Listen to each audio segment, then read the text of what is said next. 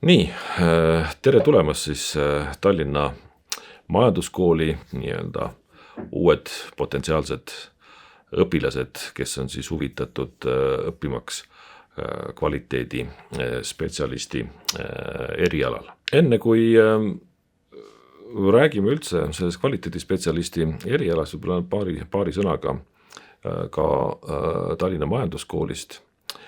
Et pika ajalooga kool, oleme siis alustanud oma tegutsemist juba aastal 1906 ja selle aja jooksul on tõesti sellel koolil olnud väga palju erinevaid nimetusi, käesoleval hetkel siis Tallinna majanduskool. Ja läbi ajaloo on siis pakutud siin nii kutse kui ka kõrgharidust ja alates järgmisest aastast lisandub ka siis nii-öelda põhikooli järgne õpe, aga keskelt läbi on meil koolis kusagil 1800 õppijat ja ikka suurel hulgal vilistlasi ning oma 240 töötajat, kellest siis 200 õpetajat on siis õpetajatena meil koosseisus.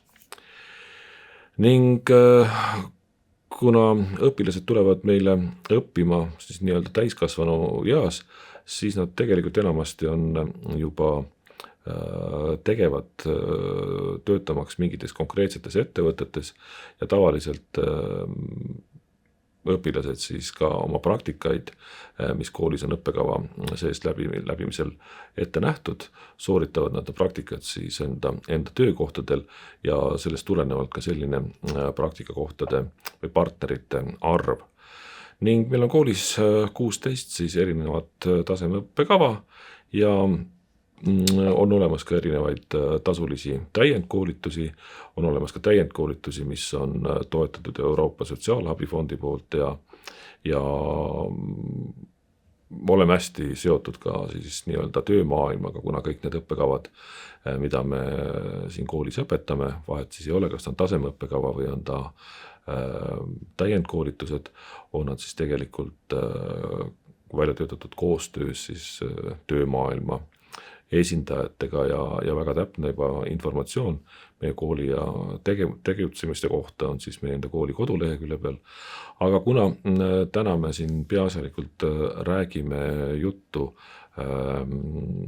vastuvõtust sel õppeaastal, siis nagu te näete, siin on slaidi nurgas üks QR-kood ja kui te selle siis endale kusagile läbi nutiseadme sisse skännite, siis teil on võimalik otse liikuda siis juba Tallinna majanduskooli vastuvõtu eeskirjale.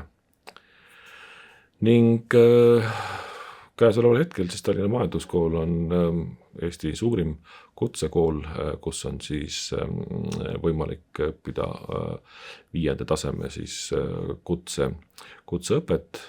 Eelduseks, et 5. tasemel õppima saada, peab olema vähemalt siis keskharidus, oskama siis eesti keelt ja inglise keele oskus vähemalt siis tasemel A2. Ja nii nagu eelpool sai ka mainitud, on meil väga tihe koostöö töömaailmaga, siis sellest tulenevalt ka meie poolt pakutav kutseharidus on tööturu vajadustega hästi tihedalt arvestav. Kooli õppijatest sai juba räägitud ja kui vast veel lisada, siis nii palju, et vilistlaste erialane tööhõive on seal 90% ulatuses ja õpetajad, kes meil siis kooli erinevatel õppekavadel kaasatud on siis kõik nii-öelda nagu enda eriala valdkonna spetsialistid, nad tulevad tööturult ja sellest tulenevalt ka need nii teoreetilised kui praktilised oskused on hästi seotud sellega, mida tööturg käesoleval hetkel ka vajab.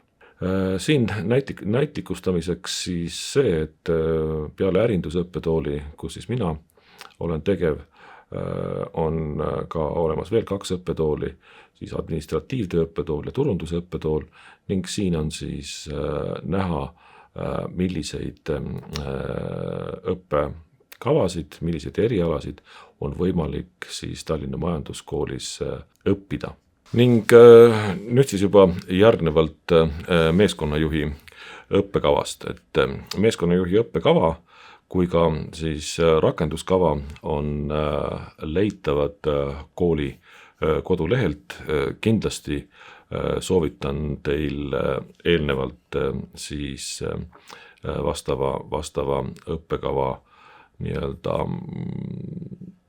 tingimustega tutvuda, mida õpetatakse, kuidas õpetatakse ja et see on just see, mida te olete siis nii-öelda nagu õppima asumisel oodanud või eeldanud. Kui hästi lühidalt püüda öelda, mida see õppekava iseenesest teile pakub, siis on need teadmised ja oskused, mis võimaldavad teil tegelikult töötada siis nii-öelda erinevates, olgu ta siis tootmise või teenindusvaldkondad meeskonnajuhina ja täiendada siis ka enda erialaliselt ja osaleda siis seeläbi ka nii-öelda elukestvas õppes, sellepärast et ega ükski õpiperiood ei saa nii-öelda tegelikult jääda tegelikult nagu viimaseks päris, et kui te oma karjääriteed planeerite, et mingisugune järjepidevus selles nagu olema peab ning need oskused, mida te siis õppekava läbides siis omandate, on see, et oskate siis lõppkokkuvõttes või on teil teadmised, kuidas meeskonda juhtida ja lähtudes loomulikult siis oma siis nii-öelda vastavas valdkonnast ja siis eesmärkidest. Ja olete siis valmis oma töös ja tegemistes rakendama nii suulist kui ka siis kirjalikku väljendusoskust ja kasutades erinevaid kommunikatsioonitehnoloogiaid ja seeläbi oskate te enda seisukohti nii-öelda paremini kaitsta kui ka siis neid edastada. Samuti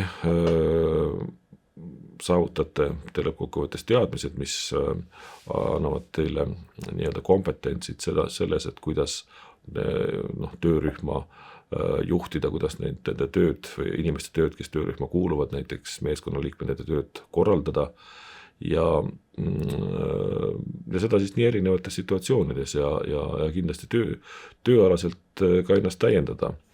See on selle õppekava nii-öelda põhiline ülesehitus ja kui struktuurilt täpsemalt peatuda, siis meeskonnajuhi õppekava on siis kogu maht on 60 EKAP-it, mida läbitakse siis nii-öelda ühe õppeaasta jooksul. Siia olla kuulub ka siis praktika ning on olemas siis kaks põhimoodulit, mida läbitakse, on siis meeskonnajuhtimise moodul ja teenindus- ja tootmise korraldamise moodul. Ning õppetegevuses on siis võimalik läbida erinevaid valikaineid ja õppetegevus siis toimub sessioon õppes, valdavalt siis kontaktõppe vormis ja kui vaja, siis kasutatakse ka e-õppe formaati kui ka veebiõpet, aga see on juba vastavalt siis nii nagu õpetaja oma õppetöö struktuuris seda ette on näinud. Nii nagu mainitud sai, on siis õppetöö osaks peale teoreetilise õppega praktika, mis siis toimub õppetegevuse käigus, et samal ajal kui te ka töötate, õpite, siis te teete ka tööd ning vastavalt siis omandatavatele teoreetilistele teadmistele on teil võimalik siis neid teadmisi koheselt ka praktikas rakendada, olgu ta siis nii-öelda juhtimise valdkonnas, organisatsiooni käitumine või meeskonnatöö organiseerimises või siis kommunikatsiooni korraldamises organisatsioonis ja siis teine osa praktikast sõltuvalt siis sellest töökohast, kus te parasjagu siis töötate, siis kas siis on tegemist tootmise või siis teeninduse korraldamise osaga. Ning vastuvõtt siis tasemeõppe õppekavale ehk siis sellesse jätkuõppesse on kõigepealt siis organiseeritud läbi SAIS-i, kuhu on võimalik esitada avaldusi alates 19. maist kuni siis 20.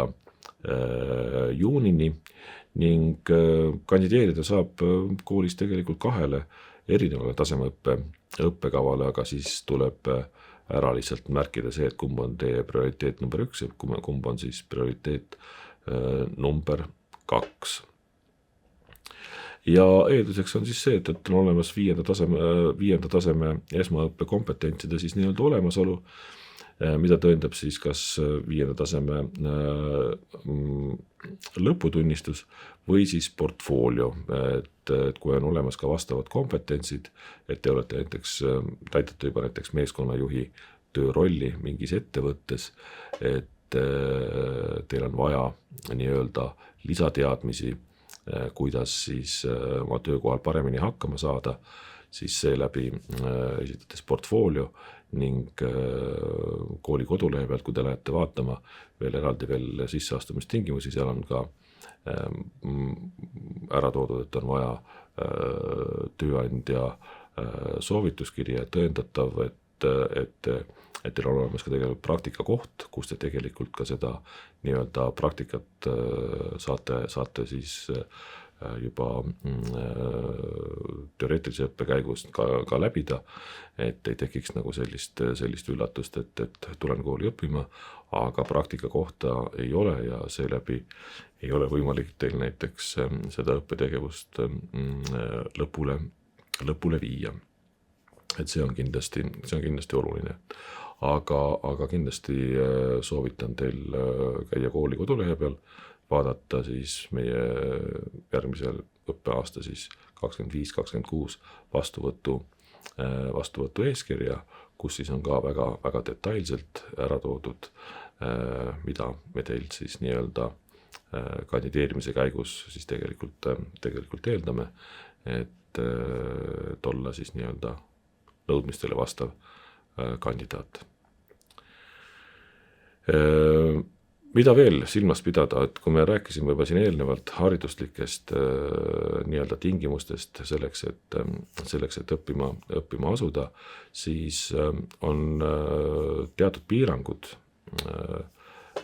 erinevatele nii-öelda siis inimestele, kes võib-olla on näiteks juba kusagile kutseõppesse, tasemeõppesse juba sisse saanud või nad on näiteks immatrikuleeritud juba tasuta kõrgharidusse, siis võimalik meil enam kandideerida ei ole. Või siis, kui vastuvõtmisele eelneva 10 aasta jooksul on siis lõpetanud siis näiteks tasuta kõrghariduse, ütleme, et ka siis ei ole võimalik tulla nii-öelda nagu kõrgemalt tasemelt madalamale tasemele.